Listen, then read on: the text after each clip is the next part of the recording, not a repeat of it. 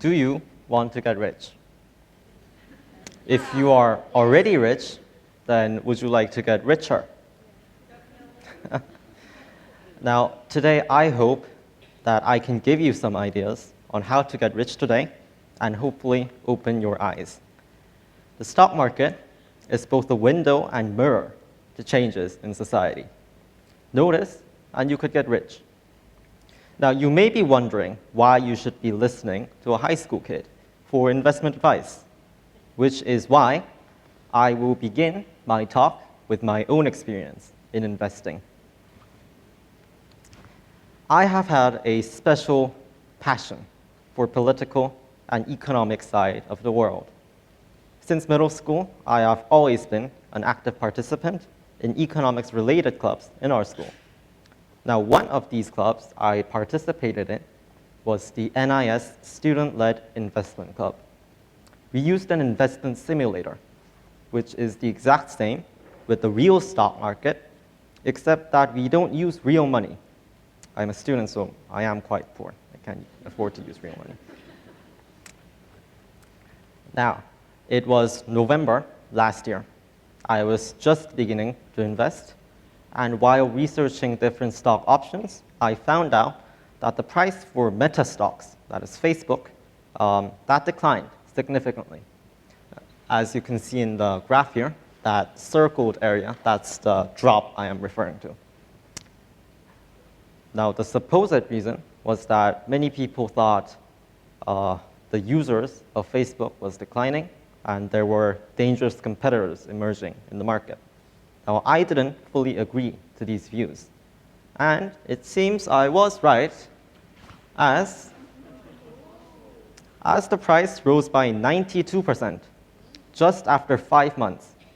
It used to be $110. Now it is $214. It seems the only mistake I made was that I did not use real money. But you see, this is the point of investing: finding and buying undervalued stocks. When investing, you should invest in companies that you believe have potential. Then what companies do have potential? What is the most important issue right now for businesses? I would say climate change. Climate change is significant now more than ever. Decades ago, glaciers were melting down, sea level was rising, and coastal cities were sinking too. It's an issue that has been persisting for decades.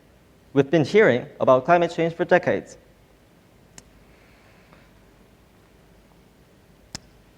Tesla is an electric car company widely known across the globe. Its market cap, the total price of the stocks, it was $1.2 trillion last year. But not many people knew about Tesla until a few years ago. Tesla's price started to rise only about 2 years ago. Why so recent? Is it because it's a startup company? No, Tesla was founded in 2003. Then why did this company, which received no attention for the first 15 years of its existence, marked a sudden surge in the last 2 years? I believe it is because we are now witnessing the moment when climate change is beginning to change our society. This brings us back to the first question. Why is it now? Why is climate change so important now? Experts say that we humans will not be able to control the Earth's temperature after a certain point of time. When? It used to be 2060 or 2050. Now it's 2040, 2035. Some even say 2030. The point where we will not be able to control the Earth's temperature is being dragged closer and closer to the present. Now people begin to realize the significance of climate change. Society is beginning to react as a result. In the past, we were merely the audience. We passively learned about climate change in textbooks. But people are now reacting because we are beginning to take action against climate change. Tesla's stock price skyrocketed. International climate change conferences are happening, and investors with large capital are putting their money in companies that meet their values. This is why many mutual fund companies have changed how they view, assess, and invest in businesses. This standard is called the ESG, Environment, Social, and Governance. These have nothing to do with operating incomes or revenues. Then what does your company think about environment? How is environment affected by your actions? Investment management companies ask these questions and receive plans from companies and grade them accordingly. Then people with a lot of money invest based on these grades. A company may not be invested in if they do not meet ESG criteria, even if they make a lot of profit. Companies are now beginning to treat ESG as a matter of survival because ESG determines whether they will be invested in or not. They are beginning to treat environment as a matter of their survival. All of this happened in the last 2 or 3 years.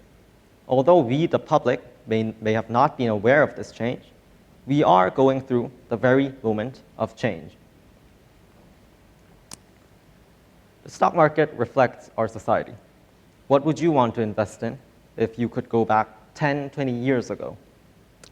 If you could go back 20 years, you would probably invest in companies like Apple or Intel or Microsoft, the computer enterprises.